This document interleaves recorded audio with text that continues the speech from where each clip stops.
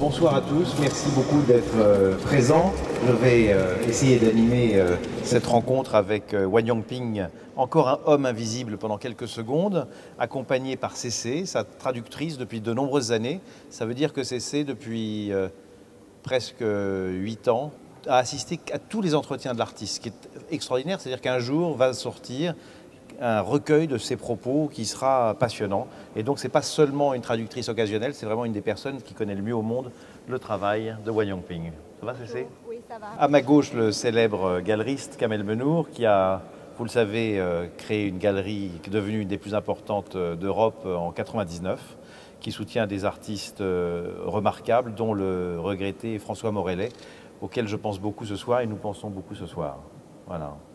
Un merveilleux, un très grand artiste, un merveilleux artiste, un humoriste formidable, un spécialiste de la contrepétrie, absolument admirable, et ce qui est très important. Et je pense vraiment à lui avec tendresse, toi aussi, je sais. Voilà. Et cher Kamel, donc tu as créé cette galerie il y a maintenant 17 ans. Et ta galerie a une particularité, je crois une particularité qu'on peut considéré comme étant le fait de 2 ou 3 autres galeries dans le monde, c'est d'accompagner les artistes jusque dans la production de leurs rêves les plus fous. Et c'est ce qui s'est passé ici. Alors, je ne vais pas te poser des questions tout de suite, je vais commencer tout de suite à vous parler un petit peu de Wan Yongping pour que nous voyions dans quel terrain, sur quel territoire il travaille. Wan Yongping, vous le savez, est un artiste qui a 62 ans aujourd'hui, qui est né à Xiamen, dans le sud de la Chine. Xiamen est un petit port de marchandises qui est devenu un grand terminal de containers, un grand terminal de transport. Et cet artiste qui a été aux Beaux-Arts a commencé sa carrière évidemment avec de la peinture et puis d'autres événements, d'autres éléments qui sont devenus par exemple l'utilisation du hasard sur lesquels on va revenir. Mais ce sur quoi je voudrais insister, c'est la transformation de sa culture à cause d'une transformation de la Chine au milieu des années 80, cette transformation ayant des conséquences aujourd'hui considérables sur son travail. Évidemment, dans les années 80, la Chine s'est légèrement ouverte commercialement, vous le savez, et progressivement en allant jusqu'à signer un traité de commerce international qui était un grand changement dans la situation de la Chine. C'était sous Deng Xiaoping. Mais à ce moment-là, il y a eu également un événement très important, ça a été l'ouverture à d'autres connaissances, à d'autres savoirs.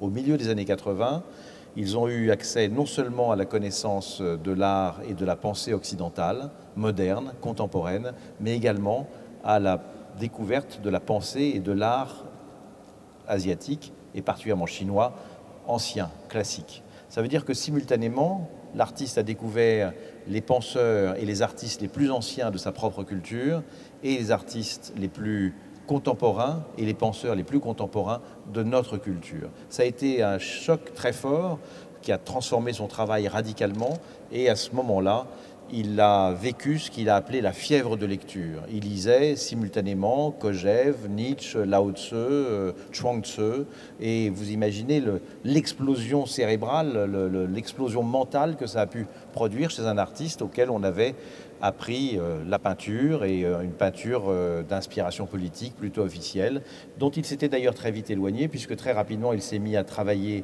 avec l'aérographe qui l'intéressait parce que c'était une technique d'ouvrier et qui lui permettait de créer une distance par rapport au support.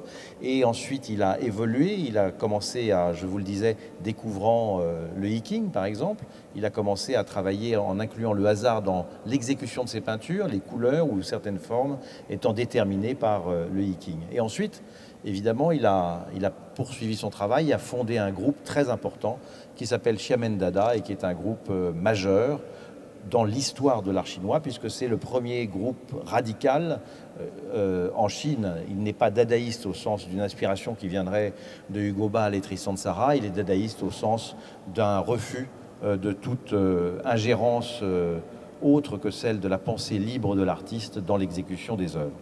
Et donc, cet artiste-là, tu m'excuses Kamel, je continue un petit peu à raconter cette histoire et puis nous... Je bois tes paroles, c'est formidable.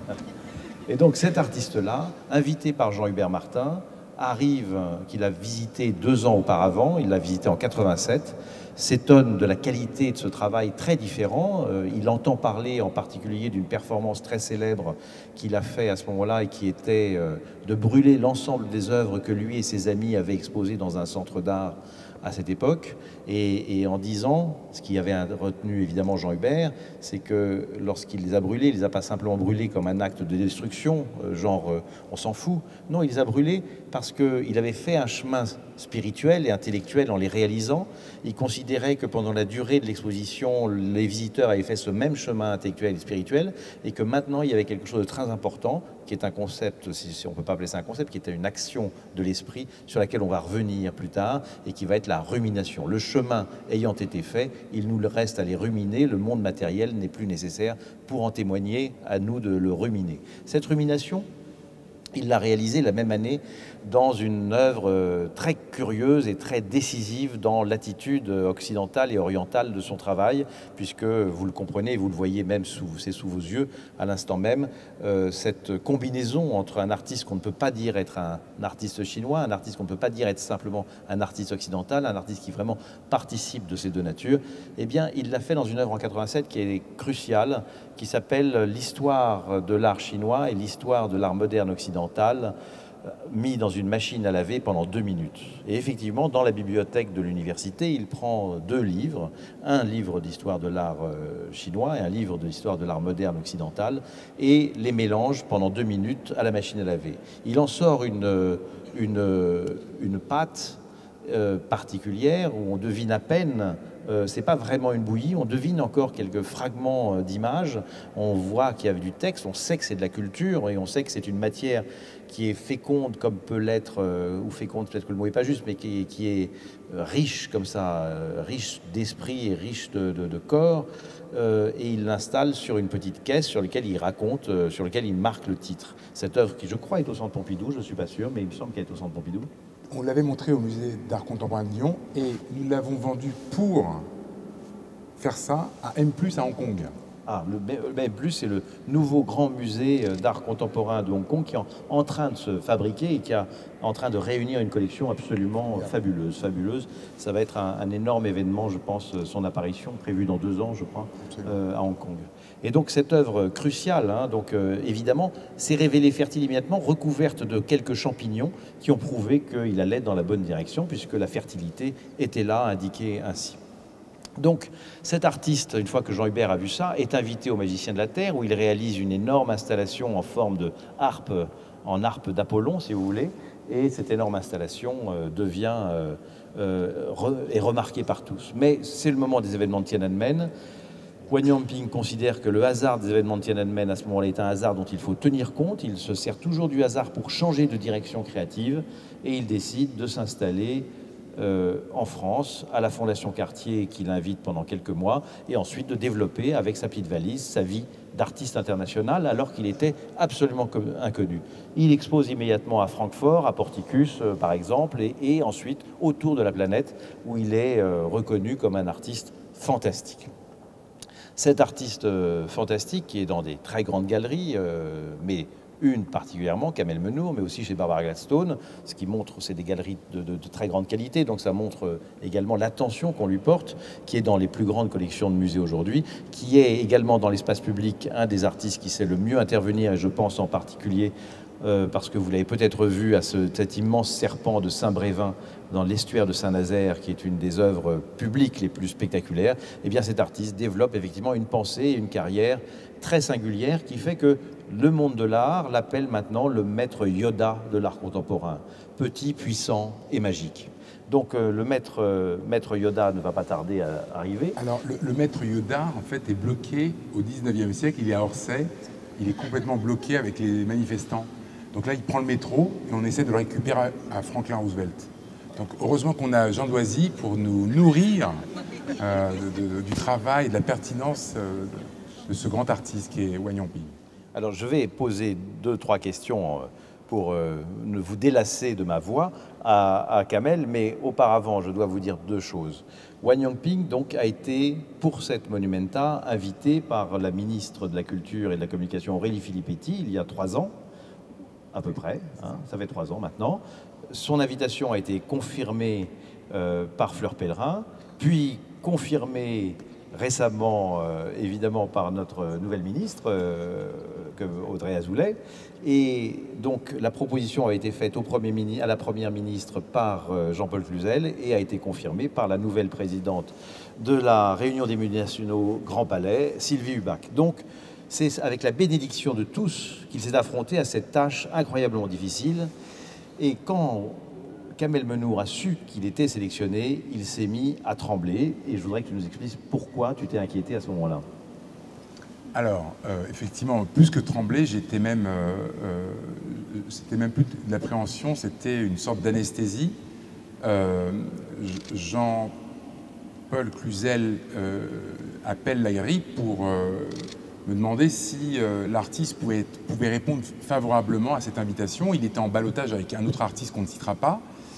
Donc j'étais très très heureux pour Wang Yongping et je lui ai répondu sans connaître le projet que pouvait proposer Wang Yongping, que c'était certainement un très très bon choix et que c'était un artiste, comme le disait Jean, qui pouvait intervenir dans l'espace public ou dans un espace aussi important et hors norme, aussi dévastateur qu'est le Grand Palais, et que pour Monumenta, c'était une très bonne carte. Hein. J'étais dans mon rôle de battleur un peu et de convaincre le président que ce pouvait être le bon artiste.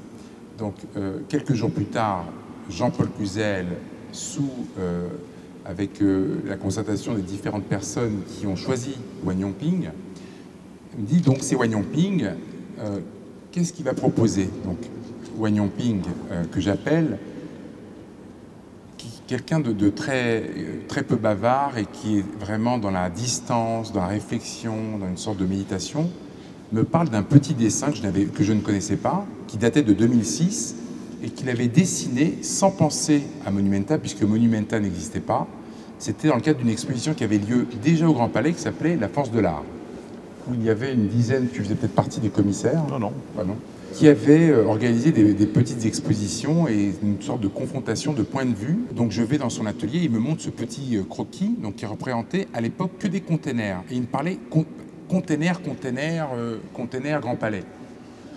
Je me disais, container, moi je connais les containers comme vous sûrement quand on passe dans les ports et les amoncellements de containers. Donc on fait ensemble une petite recherche sur Internet et il montre les falaises comme la falaise qui s'adresse à nous quand on rentre, cette falaise qui nous affronte et qui nous fait presque peur et qui nous dévaste. Et alors il continue à développer son projet en parlant d'un serpent, donc qui sera un petit peu le frère de celui dont tu parles de Saint-Brévin, mais beaucoup plus grand. Et il me parle tout de suite de cette idée, de ce concept, une sorte de métaphore du pouvoir autour de Napoléon. Et pas de n'importe quel Napoléon, celui dont tu parlais de la bataille d'Eylau. Je vais te laisser développer cette victoire, mais qui était une tragédie en perte humaine. Donc moi je me disais, bon, Napoléon ok, le serpent un peu ok, mais je me disais, mais comment on va faire? Et je pense que quand on est galeriste, il faut une part d'insouciance, mais même un peu plus d'inconscience, et de se dire qu'on ne savait pas à ce moment-là ce qui pouvait se passer. Et donc très rapidement, Wang Yongping a décidé d'appeler Jean Doisy pour l'inviter à travailler, à réfléchir, à gamberger, à maturer intellectuellement comment pouvait se préfigurer ce projet qui était au début un tout petit dessin comme ça et qui pouvait devenir ce qu'on a derrière nous là maintenant.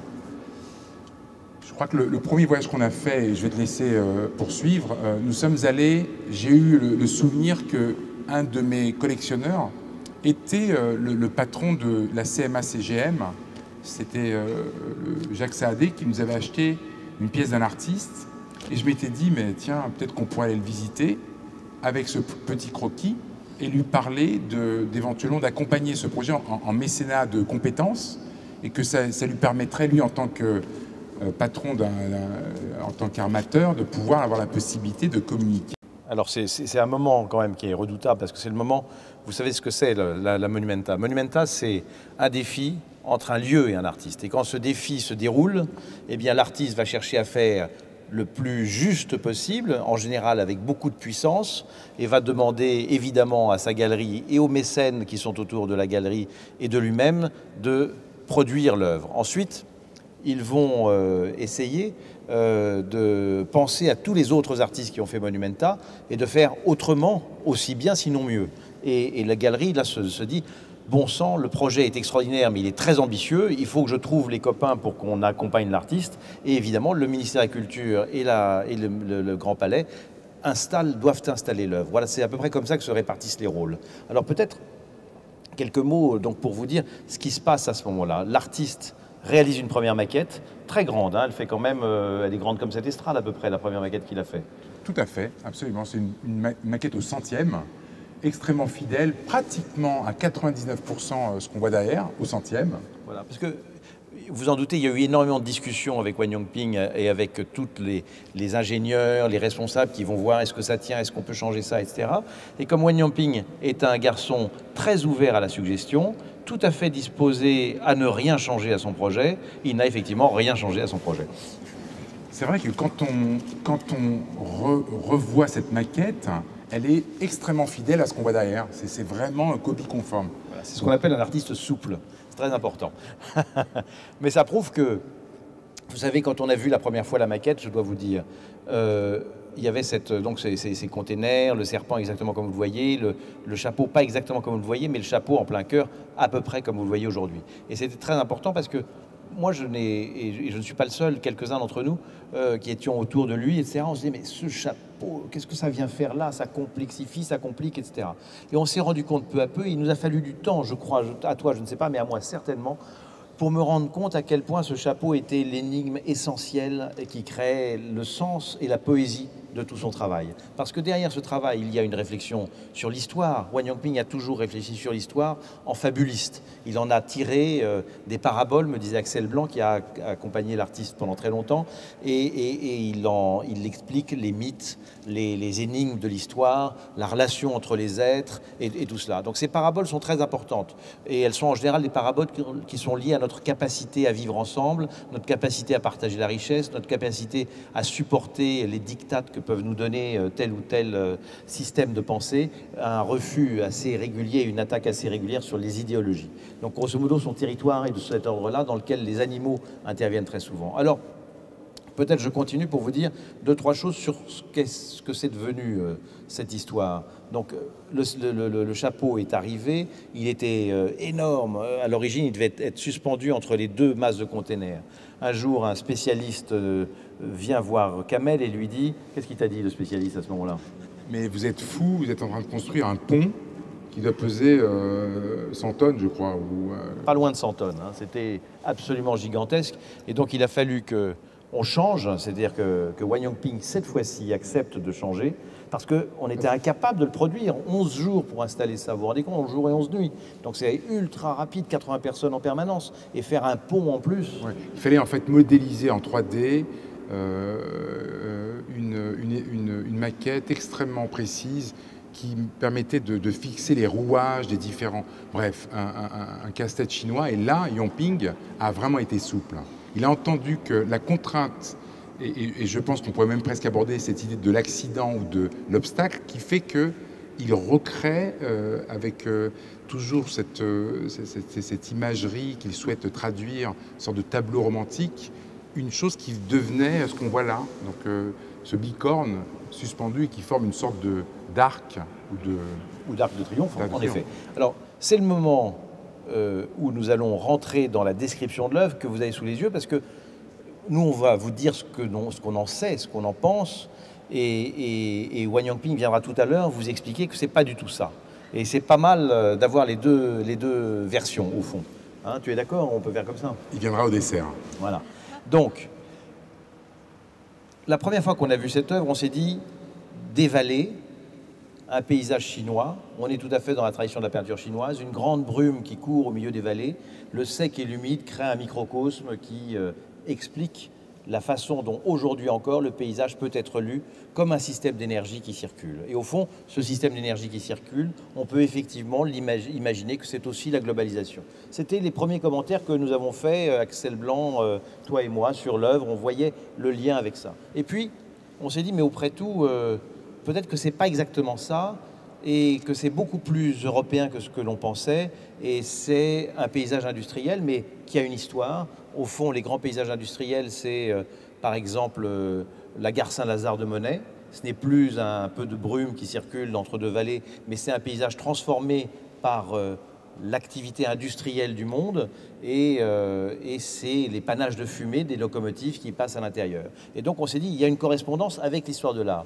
Jamais Wang Yangping, quand on lui fait ce genre de commentaires, ne dit non, il dit au contraire, en général, c'est vrai.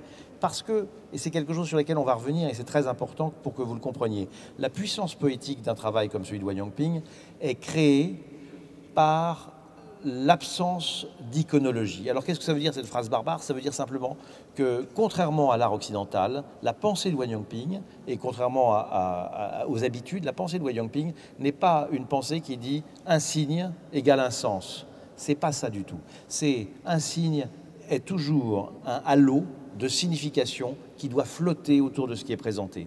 Et au fond, dans les débats qu'on a eus, vous avez vu que la presse, c'est très excitant, la presse est un petit peu partagée, ce qui est formidable. Tout ce qu'on peut espérer, c'est qu'il y ait des débats et que les critiques d'art soient pour ou contre ou en débat, etc. C'est super. Eh bien, ceux qui n'ont pas apprécié l'œuvre, ou moyennement, ils ont dit c'est un exploit, c'est un spectacle, c'est une prise de l'espace formidable, mais est-ce que c'est pas un peu simple, etc. C'est ceux qui ont été dans cette direction, c'est-à-dire le serpent c'est ceci, le chapeau c'est cela, etc. Non, c'est beaucoup plus intéressant de le voir comme il le voit lui-même quand il en parle, comme un nuage de signification, parce que cette idée symbolique est vraiment une idée européenne et pas du tout l'idée dans laquelle lui-même travaille. Tu es d'accord avec ça, non? Oui, des confrontations de sens et des confrontations de mythologie, effectivement. Il est oriental, chinois, il est français aussi, donc c'est une sorte de magma dont tu parlais avec l'œuvre sur la machine à laver. Alors, pour vous donner un exemple, puisqu'on parle du serpent, je vous donne un exemple. On se retourne de temps en temps pour dire, alors il vient nous sauver la mise. Et non, c'est Fabrice Hibert qui arrive là, vous voyez, c'est quand même un des grands artistes qui aura un jour, j'espère, une monumenta à faire. Parce qu'il, avec Villemotte. Avec Villemotte. C'est très bien fréquenté cet endroit-là, hein, vraiment. En vous voyant, je le savais déjà. Et donc, pour vous donner un exemple, le serpent, c'est évidemment un symbole universel. Si vous dites que c'est le symbole du bien et du mal, c'est pas faux, mais ça suffit pas. Si vous dites que c'est le symbole de la mutation par rapport au sujet qui est là, c'est pas faux, mais ça suffit pas. Si vous dites que c'est aussi un élément de la pharmacopée chinoise, c'est pas faux, mais ça suffit pas non plus. Et si vous dites qu'il entoure tout le terrain qui est là comme le feraient des pions de go, c'est assez juste, mais ça suffit pas. Et au fond, la façon dont s'est construit le travail, dans la rumination dont je vous parlais de Wang Yangping, c'est comme ça. C'est que jamais une chose n'est une seule chose. Alors, par contre, quand vous rentrez dans l'installation, et ça je crois qu'il l'a souhaité très vivement, vous rentrez par cette grande falaise, 7 containers superposés. Axel Blanc vous dirait par cœur combien mesure un container, et donc vous multiplierez par 7. Moi j'en sais rien, mais ça doit être dans les 21 mètres à peu près, hein, de hauteur, qui évidemment sont installés là, pas par hasard. Il faut savoir que Wang Yangping, quand il fait une œuvre in situ, il pense au contenu symbolique du lieu et au contenu géographique du lieu, et qu'une partie du travail qu'il a fait dans les dernières semaines, ça a été de repérer comme une boussole en se mettant en haut, au-dessus ce qu'on appelle le RTG, cette grande grue portique. Il est monté en haut de la grande grue portique et a noté chacun des bâtiments et leur symbolique. Tel bâtiment, c'est le religieux, tel bâtiment, c'est politique, tel bâtiment, c'est administratif, etc. Pour essayer de voir dans quel centre de pouvoir il se trouvait, puisqu'il avait accepté d'être dans ce lieu sublime et d'être donc le long parallèle, et vous l'entendez aujourd'hui, exactement parallèle à ce qu'on appelle l'axe républicain entre l'Élysée et les Invalides. Cet axe républicain, évidemment, ça fait partie du sens de l'œuvre. Si vous rentrez devant cette grande falaise et que vous voyez 2 grands containers qui encadrent le drapeau français qui est juste au-dessus de nous, vous voyez, et ce qu'il enchante, il l'a encadré. Donc c'est vraiment parce qu'il a fait le travail in situ. Et que quand on est in situ, on est dans un lieu qui est lié au prestige de la France, fait en 1900 pour cela, sur le long de l'allée républicaine qui est toujours utilisée et qu'on entend utiliser en ce moment, et qu'on est également dans un lieu qui symbolise la révolution industrielle, une des grandes architectures de fer faites au moment juste après le Crystal Palace de Londres, et qui évidemment est l'élément tardif de la grande architecture de fer. Et donc il va répondre à l'architecture de fer par son serpent, à un sens de plus, et il va répondre au prestige et à la symbolique du pouvoir par l'ensemble de l'installation, et va montrer dans ce lieu qui exprime ce qu'a été la révolution industrielle, la révolution d'après, qui est la révolution de la globalisation, et en tirer un sens général, philosophique et j'espère beau. Est-ce qu'il t'en a parlé comme ça à peu près? Non, mais ce qui est formidable quand on entend Jean Doisy, on a le sentiment d'être intelligent. C'est-à-dire qu'on se dit, mais c'est exactement ça. Wang Yongping ne serait pas là, il pourrait être aussi pertinent et éloquent pendant 2 heures. C'est vrai. Mais je mens pas. Mais c'est vrai, t'es formidable parce C'est que vrai. tu dépeins exactement le paysage qu'on voit, mais qu'on n'arrive pas à formuler comme tu le fais. Voilà. Alors je continue l'histoire. Hein. Donc, vous rentrez devant cette immense falaise, et cette falaise, elle veut dire quelque chose dans la tradition de l'art qui est très simple. Elle vous rend minuscule. C'est le délicieux frisson dont parlait Burke, par exemple, par rapport à l'idée du sublime, qui est une idée familière. Le sublime, c'est ce qui montre à quel point vous êtes petit par rapport à l'immensité des forces qui sont en jeu sous la croûte terrestre, par exemple, le goût des gouffres, des mers déchaînées, des montagnes, toute la peinture alpestre de la fin du XVIIIe et du début du XIXe sont faits en même temps qu'on découvre la géologie pour montrer cet effroi délicieux. Eh bien, quand vous rentrez, Wang Yongping utilise cette habitude qu'a eu John Martin, qu'a eu Turner et bien d'autres, de montrer cette puissance naturelle en action, qui est la puissance, cette fois-ci, effectivement, qui est une sorte de tectonique, mais qui est la puissance de la mutation et de la succession des empires. Ce qu'il veut dire, c'est que ces empires industriels ou politiques ou tyranniques se succèdent, non pas en fonction de la loi des hommes, mais de la loi de la nature des hommes. Et ça, c'est très intéressant, c'est-à-dire que vous ne pouvez du coup plus avoir de jugement moral dans sa position sur la globalisation, parce que qu'elle soit cruelle, elle l'est à l'évidence, ou qu'elle soit bénéfique, elle l'est à l'évidence, elle appartient au grand cycle naturel et vous ne pouvez pas avoir un jugement autre que vous dire ce qui est détruit participe à la reconstruction du monde d'après. On peut dire ça? Tout à fait, les cycles, tout à fait. Voilà, les cycles. C'est pas révolutionnaire, hein, je veux dire, Gibbon, dans la succession des empires qu'il décrit, en parlant de la grandeur et de la décadence de l'Empire romain, l'évoque. Mais on est là, il veut que votre corps soit engagé dès le premier geste pour que vous le ressentiez. Ensuite, vous tournez comme ça et vous allez voir cette immense grue apparaître. Et cette grue, elle est étrange parce qu'il en a choisi la couleur, il en a modifié la hauteur. Où est-ce qu'elle a été fabriquée? Alors, la particularité de cette grue, c'est qu'il souhaitait, par rapport à l'homothétie de cette avenue, qu'elle soit plus étroite, plus large et plus haute. Alors que c'est complètement... ce type de grue, en fait, est faite par une entreprise chinoise qui construit des grues, mais dans des dimensions complètement autres. Il a changé les proportions. Complètement. Il les a, c'est ça, étroitisées et plus hautes. Et plus hautes. Hein, elle arrive à 29 mètres de hauteur. Elle soulève cet énorme serpent et elle apparaît comme un objet qui aurait pu... Évidemment, elle marche, hein, elle fonctionne. Il y a le moteur, elle a roulé, etc.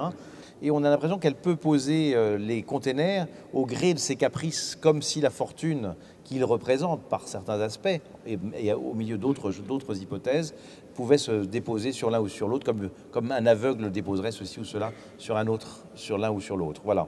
Donc là, on est dans le deuxième sens. Le troisième élément très important, évidemment Kamel le racontait, c'est le choix de ce chapeau. L'original du chapeau posé de ce côté-là sur l'Arc de Triomphe se trouve à 1 kilomètre d'ici.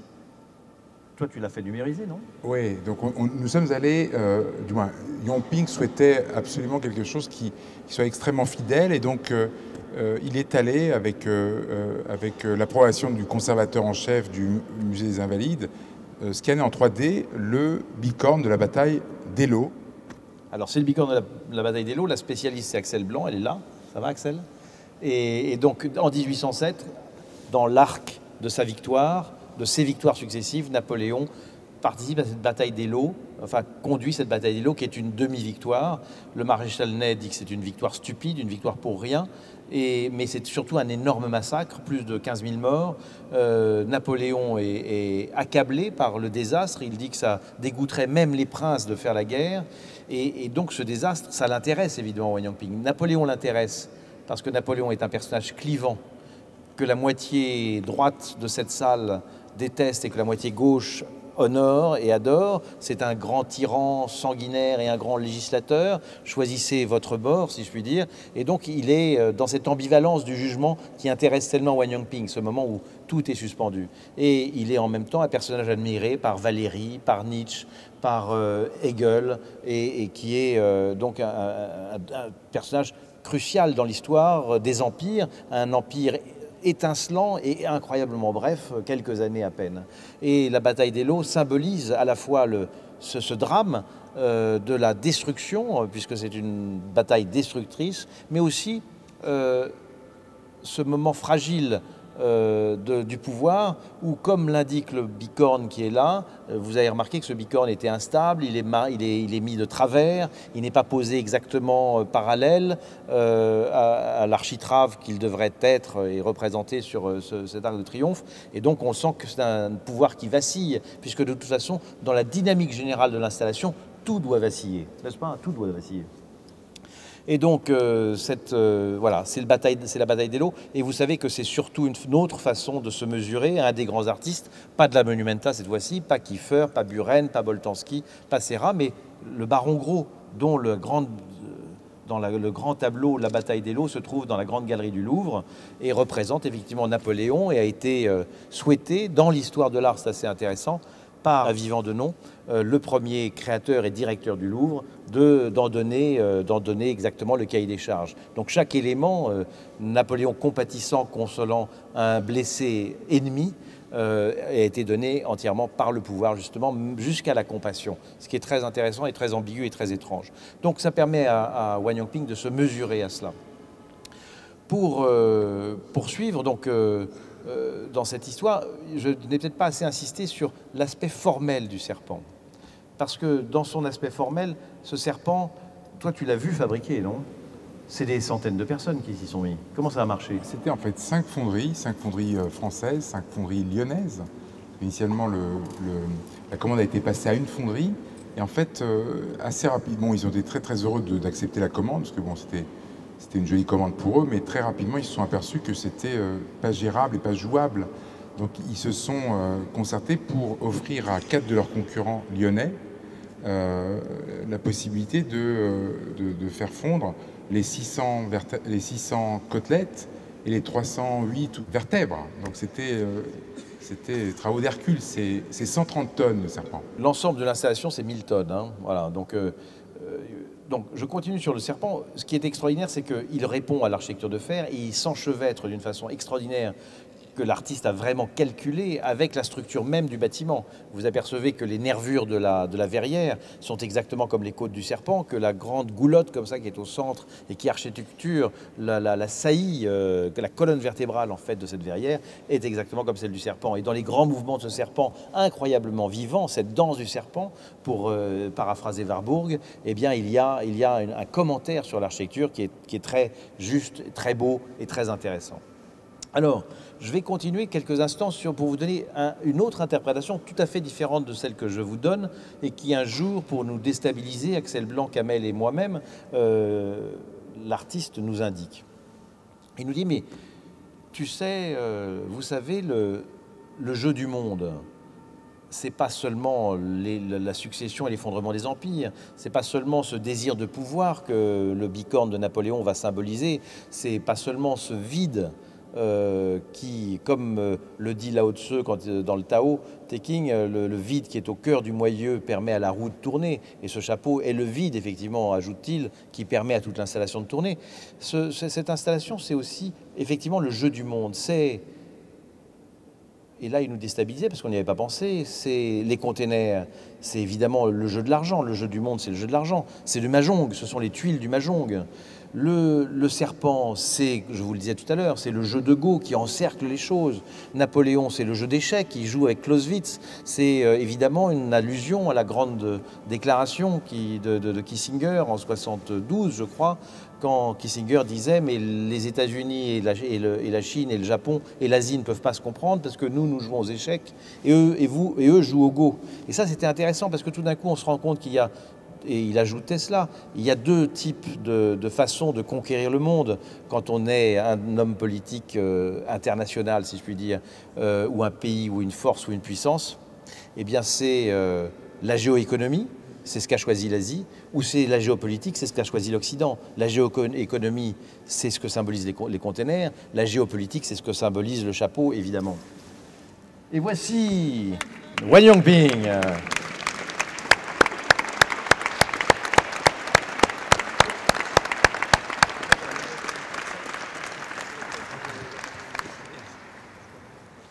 Bienvenue, Yongping. Alors, on l'équipe et ça va aller. Ça va cesser? Où était-il alors? Alors, il a fait tout le tour autour de l'Assemblée générale des Invalides. Il a marché comme des touristes. Voilà. Est-ce qu'il avait un appareil photo comme les touristes?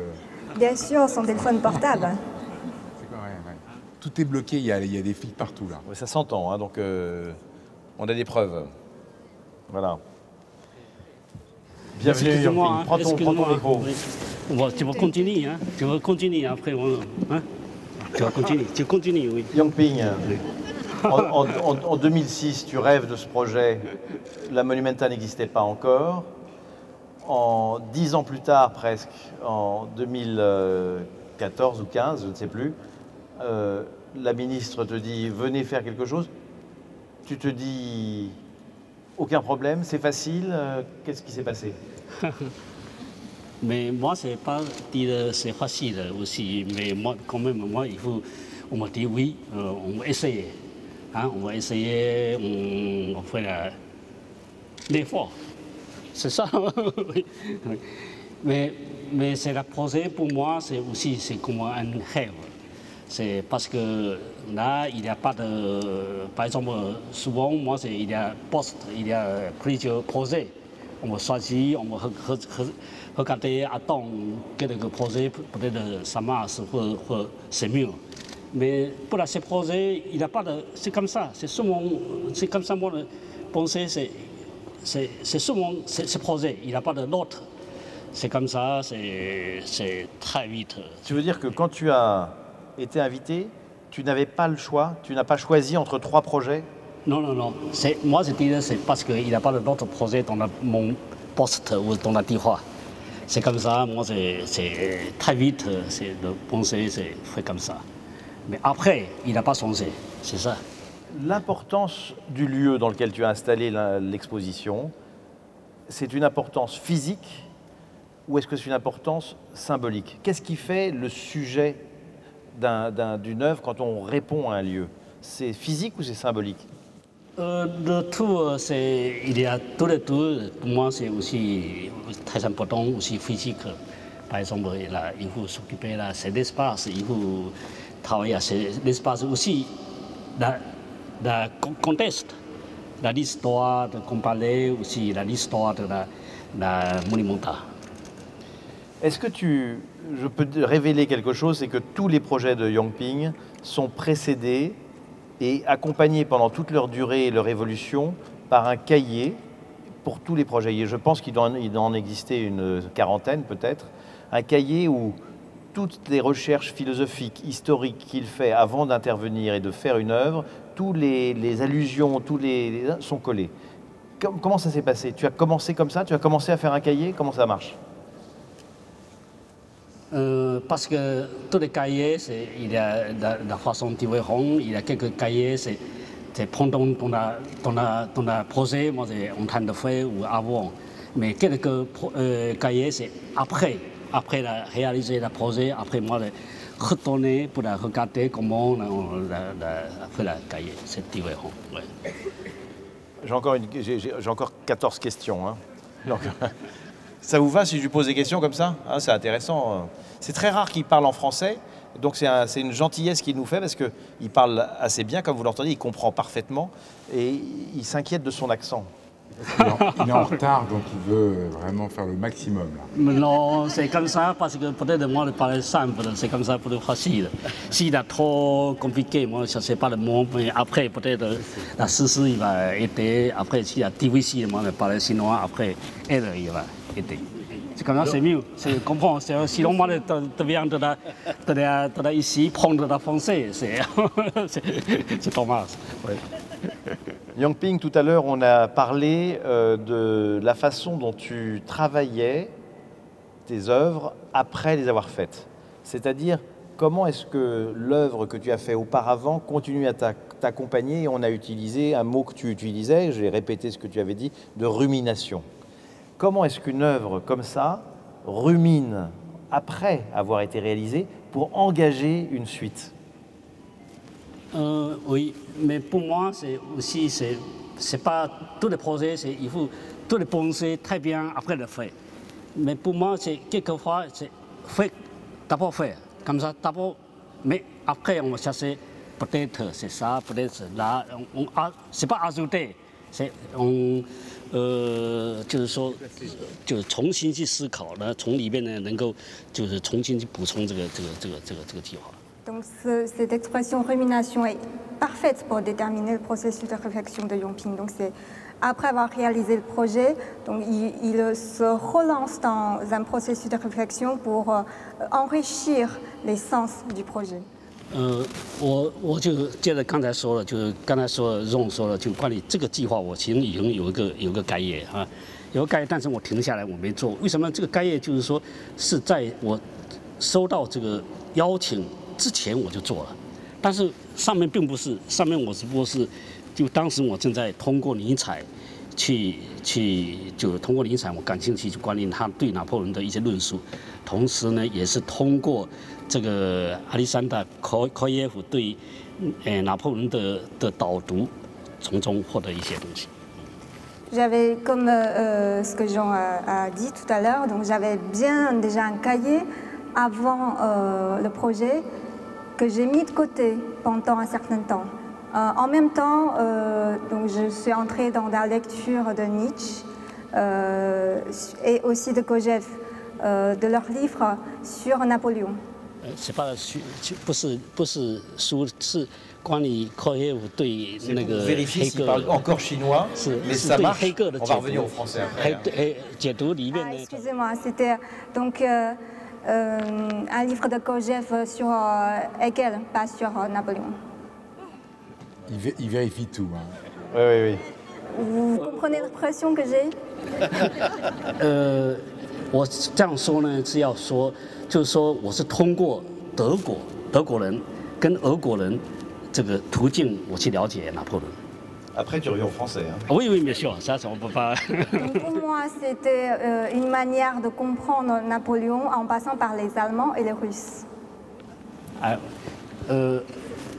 Mais le dit comme ça, c'est pas, mais parce que moi c'est original, c'est chinois, bien sûr, mais moi c'est pas passé.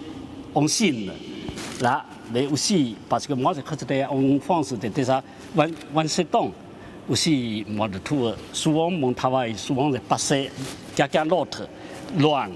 Mais c'est pas grave. Par exemple, la Hegel, la Nietzsche, c'est philosophe, c'est loin de là. Moi c'est souvent j'ai cherché un chemin. C'est comme ça. Ouais. Est-ce que tu peux développer cette idée parce que tu pars d'une intuition et ensuite tu cherches un chemin avec la philosophie. Pourquoi c'est assez rare les artistes qui partent de la philosophie pour faire et développer leur travail. Pourquoi est-ce que là on pense en Europe par exemple que la poésie est un moyen ou l'art plastique est un moyen plus rapide de parvenir au concept que la philosophie. Et toi tu fais le contraire. C'est difficile comme question. Hein. Oui, c'est difficile. Mais le tout, c'est oui, moi c'est déjà très longtemps, presque 30 ans ou plus long. Hein, c'est déjà d'intégrer la philosophie par exemple, le philosophe chinois ou le philosophe européen, oui, mais là, c'est le problème, c'est parce que le C, hein, là, c'est très loin, la philosophie, parce que là, travaille avec, c'est pas, peut-être, oui, travaille à penser, mais c'est pas avec le langage, c'est pas utiliser le mot. Mais la philosophie, il utilise le langage, il utilise le mot. Là, moi, c'est pas mon truc. Moi, travaille, mais c'est pas, moi, c'est pas la sculpture, c'est pas faire moi-même, mais il faut penser. Mais c'est pas peut-être pas répondre à ton question. Non, c'est une façon de répondre. Je pense que tu réponds en ayant la prudence du serpent. Et, et donc, est-ce que tu peux dire à l'Assemblée pourquoi tu as pris un Napoléon plutôt qu'un empereur aztèque ou chinois ou romain?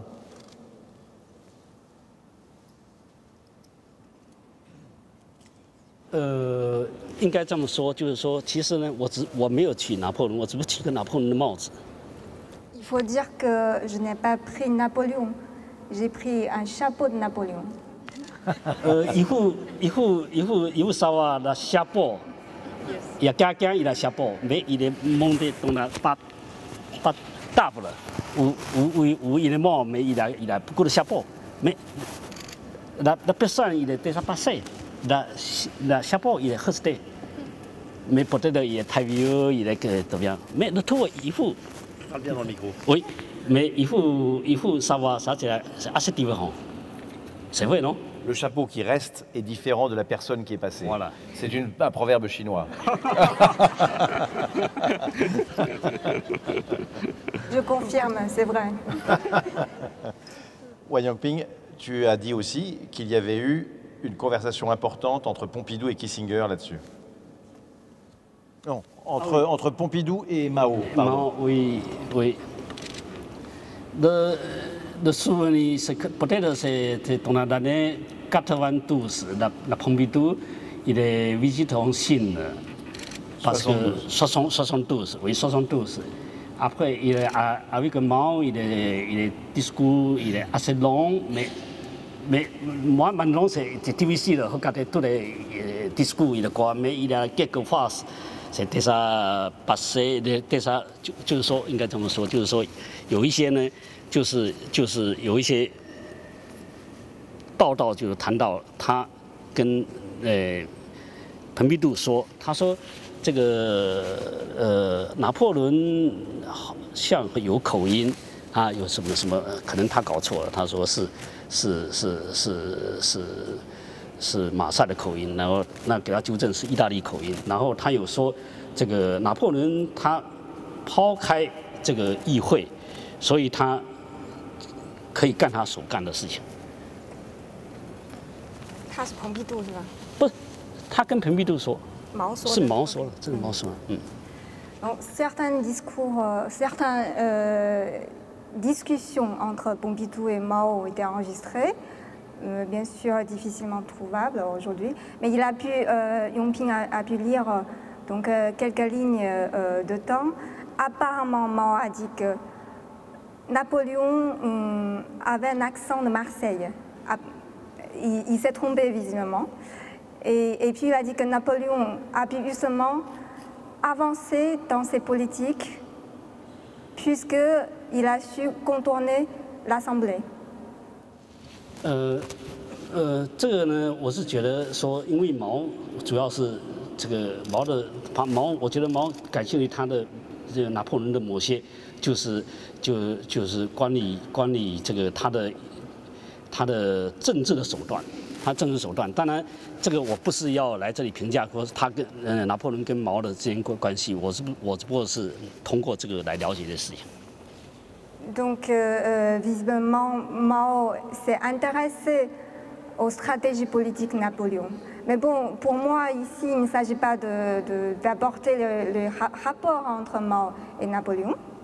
但是我要说另外一个 Tu vas faire en français. Oui, oui, mais c'est. Tu vas faire en français. Mais ça, moi, c'est il y a quelques moments的oublié ça, c'est 就是说，那个拿破仑好像曾经说过，他没有承接试汉的这个没有成吉思汗的这个运气。 Apparemment, Napoléon a dit une fois qu'il n'avait pas les chances de Gengis Khan. Oui, c'est comme ça, oui. Il m'a quelquefois il m'a dit ça, mais je ne sais pas. Oui, mais pour moi, c'est intéressant. C'est parce qu'on parlait à Napoléon aussi, on pensait à, par exemple, la Mao, aussi on pensait à plus loin, la Mongolie, la Gengis Khan. Gengis Khan, oui. Oui, on pensait à l'armée de Gengis Khan, aussi pensait à l'armée de la Mao, aussi l'armée de Napoléon, aussi l'armée de la Eisenhower. Eisenhower. Eisenhower. C'est ça. C'était pas vraiment un empereur. C'est pas long. Mais il a reconfiguré l'Europe, c'est certain. C'est après. Oui. Dis-moi, je voudrais te poser une question parce qu'on a parlé, avant que tu sois là, un petit peu de l'intention de ce grand paysage post-industriel que tu as fait ici. Est-ce que tu peux, et je voudrais qu'on vérifie quelque chose, on a parlé de ce que c'est qu'un objet ou une forme ou un élément qui signifie quelque chose. Qu'est-ce que c'est? Comment se construit la signification des éléments de ton travail? Par exemple, comment se construit pour toi la signification d'un container, d'un serpent? Est-ce que ça veut dire toujours la même chose? Est-ce qu'un serpent dans la mer est la même chose qu'un serpent ici? Comment ça marche, la construction de la signification? C'est compréhensible comme question? Oui, hein. Oui. Mais là, c'est parce que pour moi, c'est assez simple. Par exemple, moi, c'est utiliser la conteneur. Ici, le conteneur pour cet espace de tour, c'est pour moi, pour artiste, c'est utiliser un conteneur, c'est utiliser un volume. C'est très important. C'est comme ça, oui, un volume. Un volume. Si moi, je fais là, c'est occupé, c'est le volume, ça. C'est comme ça, on peut compter. C'est assez simple pour moi, que comment on déplace ça, c'est combien, après par exemple la table comme ça, moi il faut comme ça, après, ok, c'est à peu près moi c'est s'occuper. C'est assez simple, non? Oui, on peut dire ça. Mais pour la serpent, oui, on peut dire c'est toujours. Vous avez compris comment il m'a vendu le truc, comme un jeu de Lego, il parlait de Lego, voilà, et pas. L'autre chose, c'est par exemple pour la serpent. En France, c'est assez public, c'est dans la main. Mais de tout, là, c'est bien, parce qu'on peut dire ça, c'est une immigration, peut-être il est en train de rendre dans la frontière, mais il a arrêté. Après, peut-être il est mort, il est resté souvent la scolaire. Tu parles du serpent, là? Oui. Peut-être que vous n'avez pas tous bien pigé, parce qu'il a un joli accent. Et donc, tu parles du serpent qui, à Saint-Brévin, il reste sur la frontière. C'est peut-être une migration qui est en train de se faire, quelqu'un qui veut rentrer sur le territoire, mais qui reste au bord du territoire. C'est ça que tu dis, hein? C'est ça. Mais il est déjà presque. Mais il a arrêté. Il est jamais... Ça marche. Ok, on me dit ça. Mais là, il a un serpent aussi. Mais le tout, il est agrandi. Il a grossi. Oui, il est grossi. Il a mangé. Il ne sait pas, il est bien mangé. Après, il est rentre dans la capitale, dans la centre, ici. Ça, c'est l'idée. L'idée, c'est ça, avec ce travail. L'autre chose, c'est la piquant. Le piquant? Le piquant, oui, la piquant aussi déplacé. Par exemple, la sud, ici. Parle dans le micro. Oui, c'est la mine. C'est 1 kilomètre loin, la Onalite. C'est moi, j'ai déplacé un piquant. Un piquant. Pas un piquant, le bicorne. Le bicorne, ouais. Ok, ouais. Ça va. Jean, tout le monde avait compris bicorne, hein? Tout le monde, il n'y a que Jean qui était dans le piquant. Mais ça va. Oui. C'est comme ça, oui. Donc il a déplacé le bicorne des Invalides d'1 kilomètre. Oui, c'est ici. Et il est ici. Oui. C'est cette idée de la migration et de... Oui, mais toutes les choses, moi, plusieurs fois, on parlait déplacement. Déplacement, c'est ici, on déplace ici. Là, c'est ici. Là, c'est comme ça, c'est la phalange joue. C'est comme jouer. Jouer, c'est comme ça aussi. Déplacer comme ça. Mais quand même, on pose tous la question pourquoi elle a choisi ça, pourquoi pas choisi là. Oui, pourquoi tu as choisi un serpent plutôt qu'un perroquet? Voilà. Mais moi, toujours, pourquoi pas. Quelque chose, il n'y a pas de raison. Il n'y a pas de raison. En fait, quand l'artiste dit il n'y a pas de raison, ça veut dire qu'il y en a énormément, évidemment. Hein. Parce que tu continues ensuite. Ah, moi, ça c'est toi, moi c'est déjà trop parlé. Oui.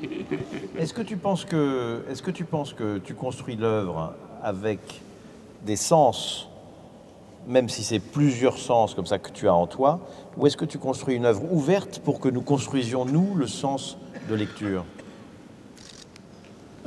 Oui, bien sûr. Pour moi, c'est très son parce que moi, j'ai toujours dit qu'il faut ouvrir la sens. Ouvrir la sens. Si il a contraire, pour moi, c'est aussi très son.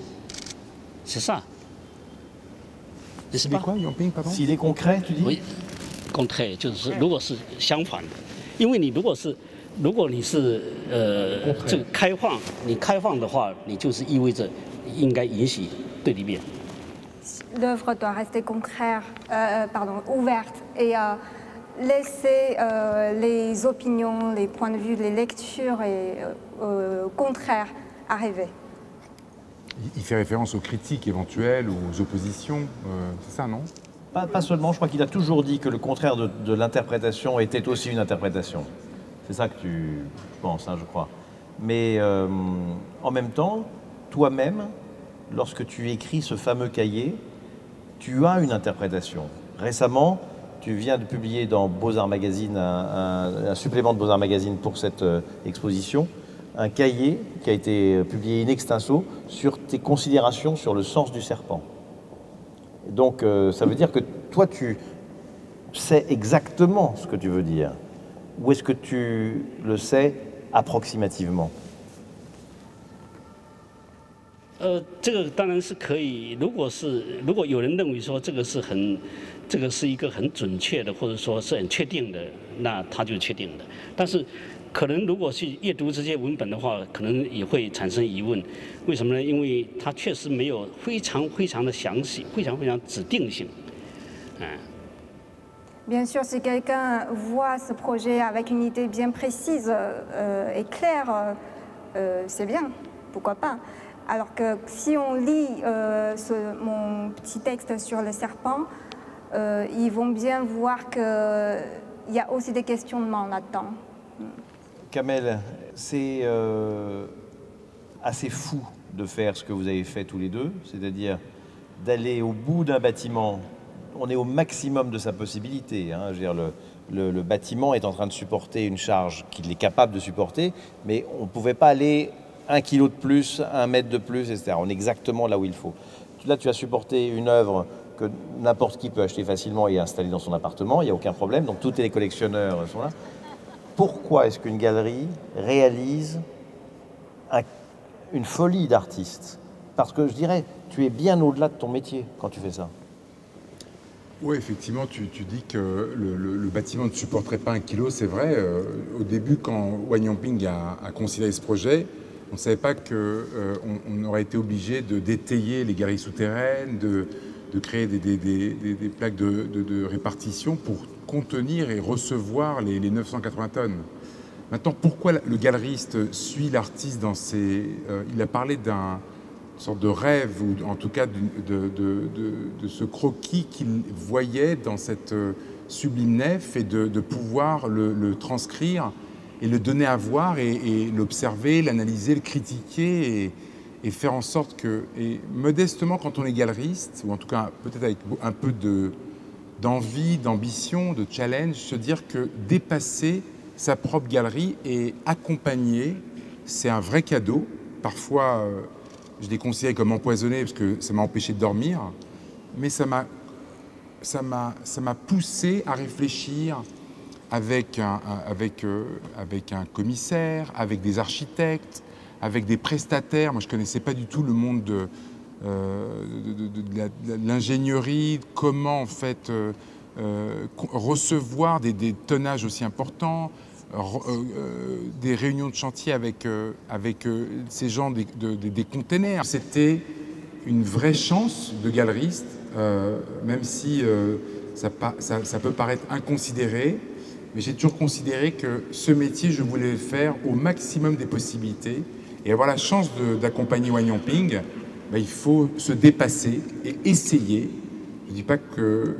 on a eu, Jean faisait référence à cette réunion avec ce chef d'entreprise qui est le chef d'une des fonderies qui construit en fait des cuves nucléaires pour Areva et qui me disait « Mais monsieur Menour, vous êtes inconscient, votre artiste il veut construire un pont, le fameux précédent Bicorne qui était 5 fois plus grand que celui-ci. » Et là on s'est rendu à une réalité en se disant que c'était pas concevable. Et là l'artiste a retravaillé son projet avec l'ingénierie des personnes, cabinet technique et d'ingénierie, pour reconsidérer cette sorte de spatialité dont tu parlais, qui était un peu à califourchon et qui donne ce côté vacillant. Voilà. Alors, je vais te poser une dernière question et après je vais donner la parole à la salle qui a sûrement des questions à poser à Wang Yongping. Avant de poser la dernière question, je vais juste faire une introduction pour que vous vous rendiez compte de ce que c'est. L'ARMN Grand Palais a été incroyablement engagé derrière ce travail. Ça veut dire qu'il y a une trentaine de personnes qui ont travaillé en permanence, architectes, maîtres d'œuvre, ingénieurs, chargés de production, chefs de projet, de façon extraordinaire. Sans parler évidemment de toutes les animations qui vont autour, et vous êtes en train d'assister à l'une d'entre elles. Mais la question que je voudrais te poser, cher Kamel, c'est: tu as fait ça avec une relative inconscience. Je ne crois pas que tu t'imaginais où ça t'entraînerait et que tu as été assez loin. Pas trop loin, mais assez loin. Est-ce que ça veut dire que tu crois que ce modèle des galeries qui est issu du 19e siècle, qui est le modèle d'Ambroise Vollard et d'autres, est en train de basculer et que les galeries du futur sont des producteurs d'œuvres d'art et non plus des vendeurs d'objets? C'est une vraie bonne question que je me suis posée et j'ai même pas besoin de remonter à Ambroise Vollard au 19e siècle. J'ai démarré en 99 avec une toute petite galerie rue Mazarine qui faisait 30 mètres carrés, on vendait des petites photographies et j'ai basculé en 2003-2004 en accompagnant des jeunes et des moins jeunes artistes qui travaillaient non pas domestique dans la galerie, dans le White Cube, mais en investissant l'espace public ou éventuellement des endroits comme ça. Et chemin faisant, soit je restais dans une autre époque en me disant que je considérais mon métier comme une sorte de loueur de Airbnb de murs, de Simèse, pour mettre des tableaux sur mes murs, ou soit j'accompagnais avec une sorte de maîtrise de cette inconscience dont on parlait, mais d'accompagner au maximum et d'associer, de créer une sorte d'interface entre les différents prestataires des domaines et des territoires d'activité que je ne connaissais pas et essayer d'être un liant pour arriver à ce que l'artiste soit satisfait et traduise cette maquette du 100e jusqu'à ce paysage post-industriel. Alors je peux vous dire que c'est probablement un modèle qui va se répandre un petit peu. Vous êtes très très peu, je dirais 2 ou 3 dans le monde à avoir ce travail d'accompagnement auprès des artistes. Chers amis, la parole est à vous désormais. Je suis sûr que vous avez des questions à poser à Wang Yongping. Allez-y. Pas tous ensemble. Madame, je vous passe un micro, voilà. Oui, parce que Jean nous a dit, quand vous n'étiez pas là, que vous avez, quand on vous a proposé ce projet, vous aviez déjà quand même l'idée des conteneurs. Vous aviez déjà pensé, pas pour ici, mais un petit projet de conteneurs. Est-ce que, par exemple, le chapeau de Napoléon, c'est vraiment in situ? Quand vous êtes arrivé en France, vous vous êtes dit, Napoléon, c'est la France. Mais ça, c'est, oui. Mais moi, c'est pas dire ça. Oui, on peut, ça, c'est un twist. Toujours, on va dire ça. Peut-être, oui, on va dire ça. Oh, là, c'est très simplement, là, Napoléon. Ou, oui, là, c'est. Mais c'est pas. Pour moi, c'est pas fait ça. Parce que, bien sûr, moi, j'ai choisi un chapeau de Napoléon sur ce drapeau aussi dans le centre. Sous le drapeau qui flotte au-dessus de la coupole. Oui, sur la coupole, oui. Bien sûr, ça c'est... Mais en France, il y a plusieurs choses. C'est pas seulement on dit c'est Napoléon, c'est un peu trop simple. C'est ça, non? Oui. Oui, ça c'est plutôt c'est étranger, ou aussi twist, peut-être il dit, non. Touriste, hein, pas twist, touriste. Twist. Okay. Mais la question c'est aussi la conteneur, c'est ça? Oui, parce que tu as souvent parlé des containers et tu as dit par exemple que le container était familier des artistes parce que vous faites, vous artistes, vos œuvres pour qu'elles tiennent dans des containers et ça fait partie de votre vie, les containers. Voilà, c'est comme ça parce que depuis tout mine, moi c'est souvent en Chine parce que produit l'œuvre en Chine. Parce que la Chine il est déjà développée, Chine comme une usine du monde. C'est toutes les choses on fait là, mais il faut passer à conteneur parce que tous les œuvres aussi très grands, il faut démontage là. Moi c'est comme ça, moi il y a l'occasion près de la conteneur parce que moi de regarder comment on a organisé un conteneur pour l'économie, pour la prendre dans l'espace, l'œuvre, c'est ça, non? Compris. Oui, bien sûr. Parce qu'on rentre les œuvres à l'intérieur. Mais le container, bon, c'est tout ce qu'on a dit, le mahjong, ce qui protège la richesse, ce qui protège les infortunés, ce qui, face à toute cette ambivalence, ce qui protège les œuvres d'art. C'est exactement ce feuilleté de signification dont tu parles souvent. Ah oui. Mais il y a... Ok, peut-être de montrer une image. Il va montrer une image. Elle est toute petite, ça va être facile. Non, c'est assez grand. Ah non, c'est assez grand. Assez grand. Alors, ça c'est une image de la mahjong. Hein? Mets-le bien haut, Mahjong, comme ça. Une image du mahjong. Hein? Oui. Par exemple, on regardait dans la mur, on voyait aussi un couleur, aussi un lettre, comme ça, non? Ça, oui. Par exemple, il a marqué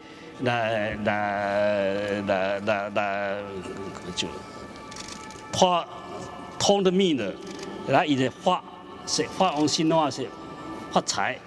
La Cai, ici, il y a de... Faire la fortune. Fortune, oui.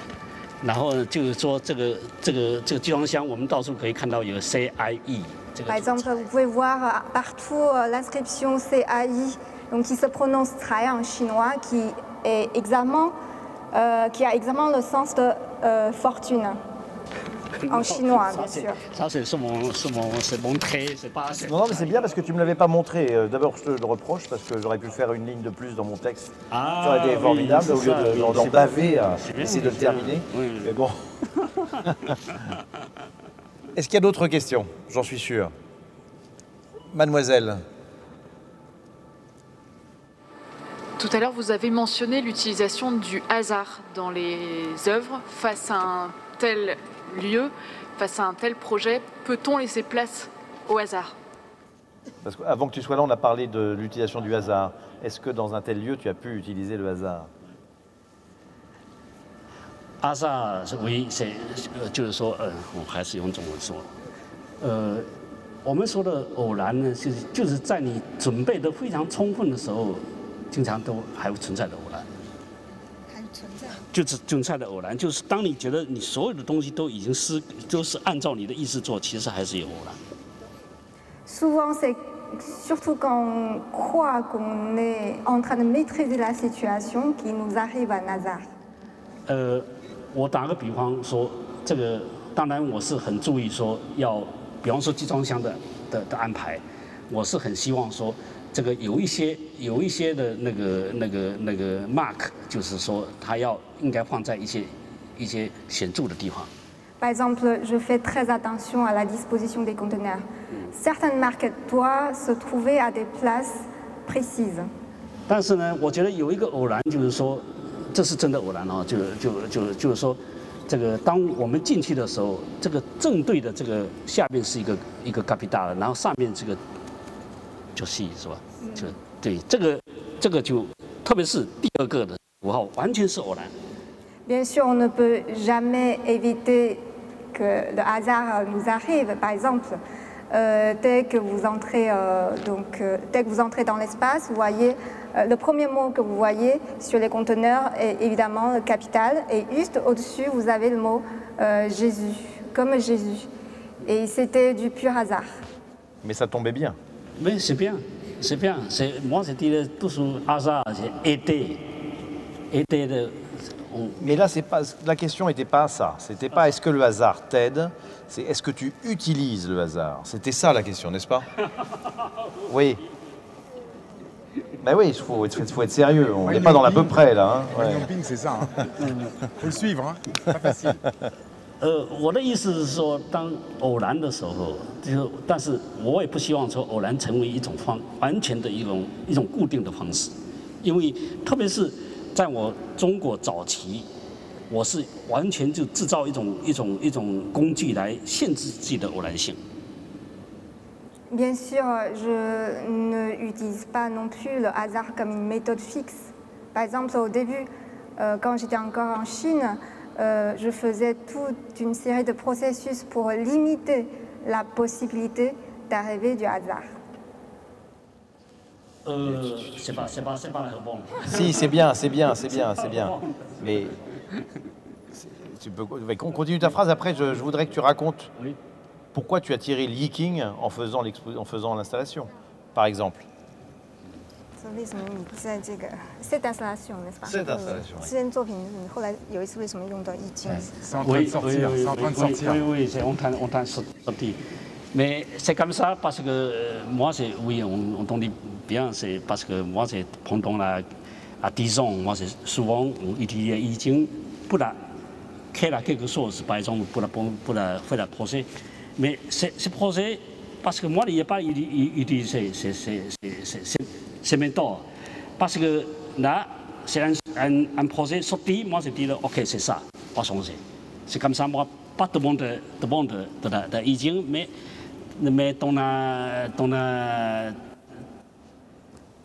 dans le processus du projet. Le processus du projet, dans 2015, hein, oui. En 2015. 2015, c'est le tour, c'est en mai. Là, le projet devient très difficile. Il y a eu une grande crise en 2015. C'était trop compliqué techniquement, trop cher, trop tout. Trop tout. C'était trop tout. Donc il a fallu prendre des décisions. Oui. Là, moi, c'est demander la易经啊，ça c'est vrai 啊，c'est devient un signe, moi de dire OK, là c'est foutu. C'est foutu. C'est pas japonais, hein, c'est foutu. C'est foutu. OK. Mais là, c'est parce que 易经il est écrit, mais là c'est il faut très précis parce que on regarde il y a quelques points, il faut savoir, il y a quelques points très précis. Après, moi, je deviens encore regarder précis. Mais il y a un point, il m'a dit, c'est OK, c'est un malade. Hein? Il y a un malade, mais... Donc tu as tiré ça, malade. Oui. C'était le premier que tu as fait? Premier tirage, malade, il y avait marqué? Oui, il est malade, mais pas besoin de médicaments. Mais pas besoin de médicaments. OK. Il m'a dit, s'il n'y a pas utilisé médicaments, après, c'est bien. C'est comme ça, l'idée, c'est il me dit, OK, tu rien fait. Ça va, c'est mal, mais pas besoin de la Quelle sont automatiques. Vas-y, Camille. Donc du coup, Jean et moi, on n'est pas allés à l'hôpital. On est restés tranquilles. C'est pas la mal. C'est pas la maladie, oui. Et tu as pris la décision difficile de ne pas soigner le malade et de ne rien changer une fois de plus. C'est ça. Moi, après, moi, je dis, OK, j'ai compris, c'est difficile, mais rien changer. Mais il va arriver. C'est comme ça, aujourd'hui. Voilà, c'est une réponse à votre question, madame. 黄先生您好，今天很高兴能见到您。然后我的问题就是在您来之前，就是主持人先生他有说到过，有几种不同的对您作品的诠释。然后一种就是可能大家说的比较多是在诠释一种全球化的一个过程，然后还是说就是您的答案是像以前一样，其实没有一个固定的答案，没有一个固定的诠释方式，需要每个人有自己的理解。谢谢。Donc je traduis la question de la belle fille, la belle demoiselle. Je résume. Hein. Donc avant l'arrivée de Yongping, Jean a parlé de différentes interprétations de l'œuvre possible. Par exemple, on peut le voir comme une représentation de la mondialisation. On peut aussi penser aux différents jeux en Occident et en Orient. Sa question était est-ce que Yongping souhaite préfère une interprétation qu'une autre, ou il laisse toujours le champ ouvert? Mais il faut dire, moi, c'est pas bien de louer, hein. C'est comme ça, par exemple, de pas louer à Mahjong, aussi, l'école, la échec, moi, c'est mal. Mahjong, Go, échec, c'est ça dont il parle. Oui, mais pourquoi on parlait ça? Parce que le tout, c'est pour un projet sorti. Après aussi, moi, de prendre quelque chose. Moi, on train de réfléchir, on trouve d'autres chemins pour on ne peut pas dire expliquer, mais on repenser ce projet. Ouais. Permets-moi de dire que je trouve que cette réponse est très importante parce que ça explique, ça parle de l'art d'une façon large. C'est-à-dire que quand Wang Yongping dit, je vais vous donner des exemples, je me permets de commenter l'affaire, hein, donc, parce que c'est là ce que dit Wang Yongping, c'est j'ai fait ce travail et après je trouve d'autres significations qui sont comme des vérifications de mon intuition, n'est-ce pas? Et il y a d'autres chemins. Donc il y a deux choses importantes. Premièrement, lorsque l'on fait une œuvre d'art, on apprend quelque chose que l'on ne sait pas.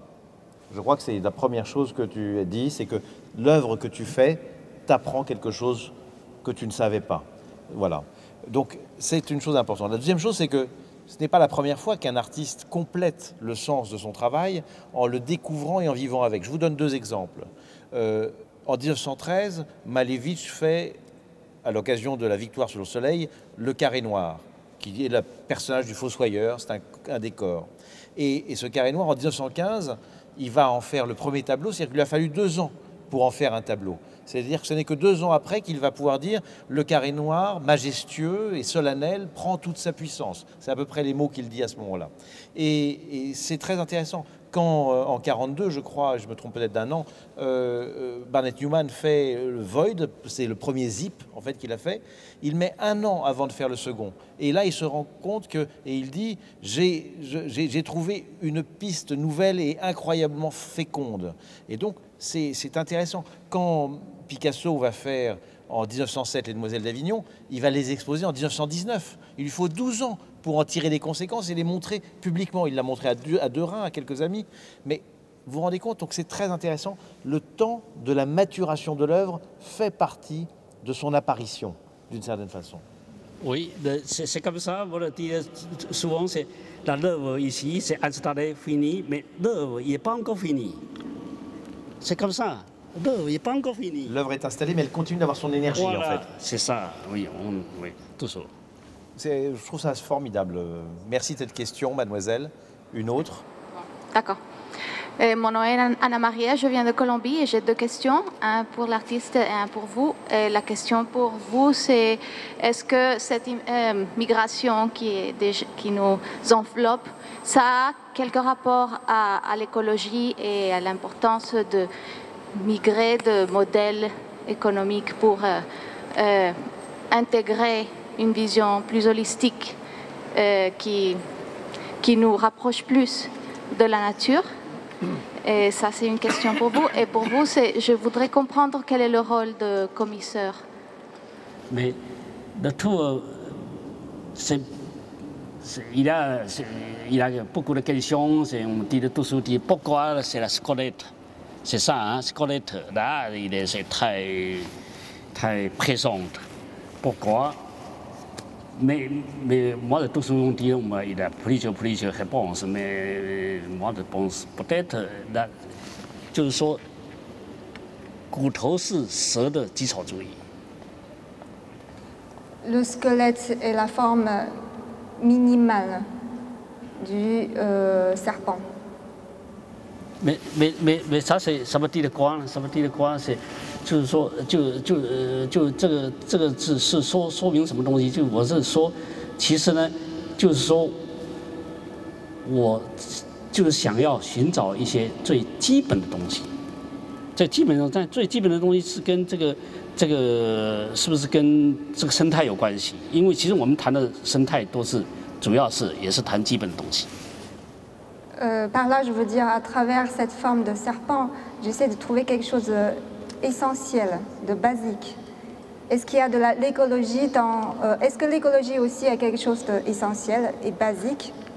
J'ajouterais une chose, c'est quand même que tu as dit à de nombreuses reprises que cette affaire du squelette était une sorte d'admiration à l'égard de la nature. Quand tu vas au Muséum d'histoire naturelle voir la galerie de l'évolution, tu es très impressionné par la puissance inventive des squelettes que tu y découvres et que pour toi ça n'a rien de morbide, c'est lié à la puissance de la vie et à la force qu'a la nature de reprendre le pas à chaque fois sur l'organisation des hommes. Oui, tout c'est comme ça, oui. Tu dis ça? Oui, bien sûr. Oui, ça comme ça. Aussi, on retourne la nature. Par exemple, le tour sont dans ces pièces. Il y a squelette de serpent, il te rappelle, il y a un gothique. Qu'est-ce que c'est gothique? Nature, c'est gothique. Aussi, 就是说我们说到生态，其实生态里面也有混沌的成分。On parle de l'écologie. Dans l'écologie, il y a bien sûr une dimension chaotique. Alors, je vous laisse sur cette ligne. Je vais répondre à votre deuxième question. Qu'est-ce que c'est le boulot d'un commissaire dans ce genre de chaos? Eh bien, c'est très différent à chaque fois. Ça m'intéresse de comparer avec l'autre Monumenta dont j'avais été commissaire, qui était Anish Kapoor. Anish Kapoor avait fait plusieurs projets dont on avait discuté préalablement. Et on s'était décidé plutôt pour celui-ci, parce qu'on pensait que ça engageait le corps du visiteur de telle et telle façon, que ça répondait à l'exposition précédente de Richard Serra, qui était le seul qu'il considérait digne de lui à ce moment-là, donc de telle et telle façon. Et donc on a fait un travail, l'artiste a fait son travail d'invention, et moi j'ai fait mon travail de conviction, de le pousser plutôt dans telle direction, telle autre. C'était pas du tout comme ça avec Wan Yongping. Wan Yongping savait exactement ce qu'il voulait faire avant même que nous nous rencontrions en pensant à ce projet. On se connaissait depuis très longtemps, hein.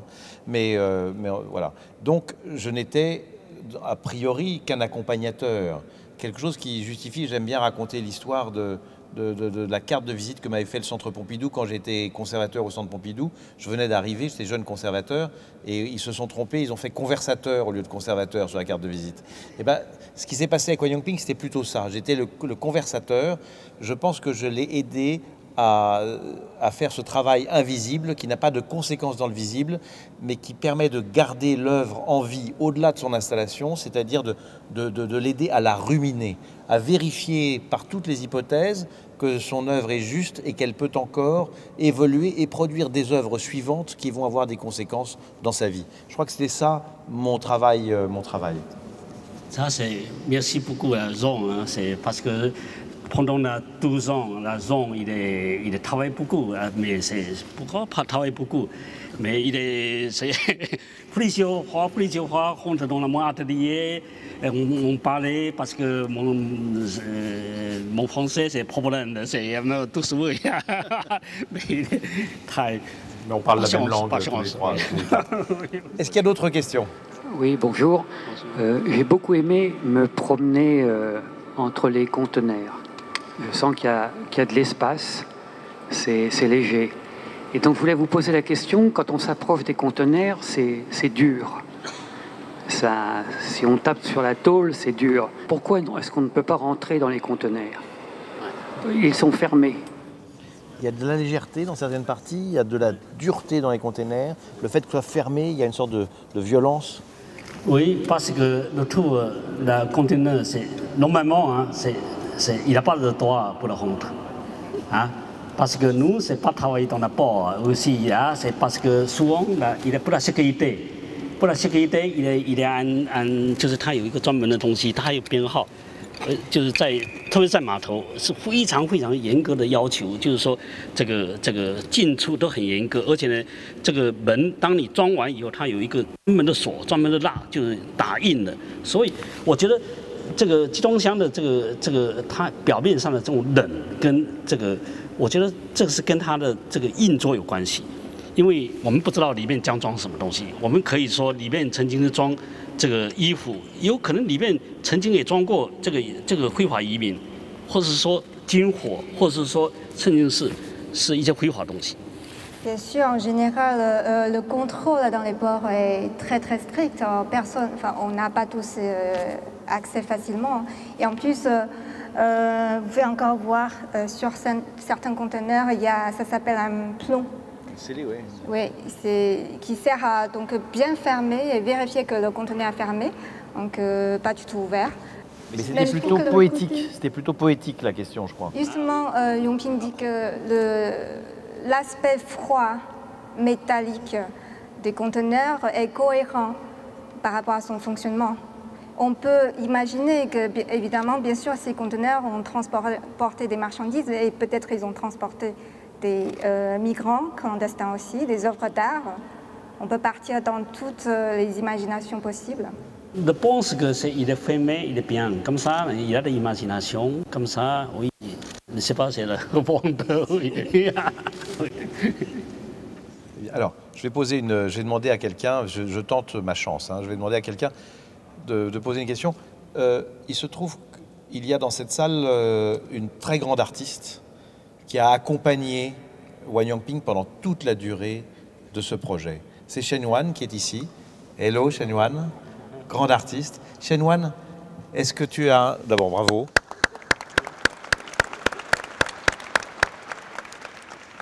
Shen Wan, je voudrais que tu poses une question à ton mari.